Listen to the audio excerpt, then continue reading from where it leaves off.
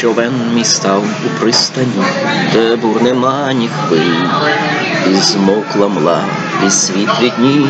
Човен стоїть у пристані. Люблю, Господь, твій дім.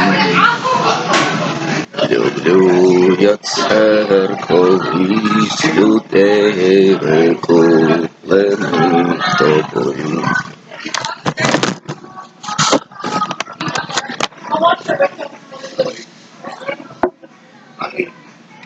Я думаю, в них перефил є теж.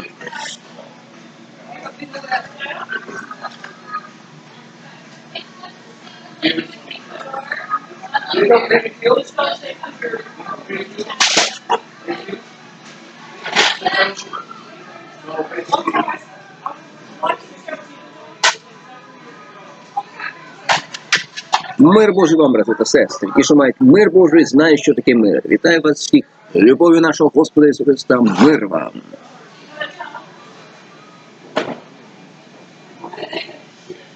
Господь великий, вельми прославлений в місці нашого Бога на Святій Горі. Краса для ситуації гора Сіон. На північній стороні місто Великого Царя, Бог знаний і по латах за пристановище. Ось царі земні зібрались, ідуть вони разом, побачили, злякались, пропали. Страх їх обняв, як жінка в породіллі. Розбиваєш кораблі Таршишу східним вітром. Як ми бачили, так ми чули в місті нашого Бога на Святій Горі, Господь Бог встановився на віки. Господи, ми роздумали про Твою милість посередині храму, як Твоє ім'я, так Твоя слава до кінців землі. До кінців землі. А радіє Сіон, а її точки веселяться, тому що Тобі правдування. Ідіть до Сіону, скажіть башні, зверніть увагу на Ваала, зоріться на палати його. Щоб ви могли сказати поколінню приходящому, що цей Бог є Бог Ізраїлеві, Юди і поган, як написано.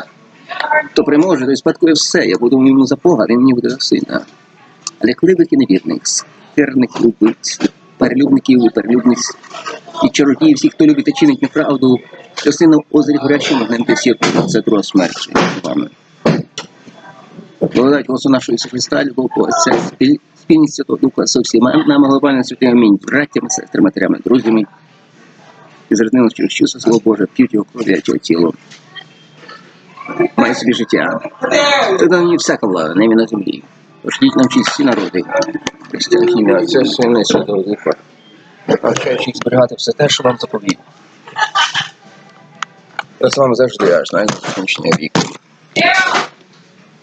Всім вам з Господом, мирний Ізраїль, мешканці Єрусалиму. Сіон, твій Бог, царює.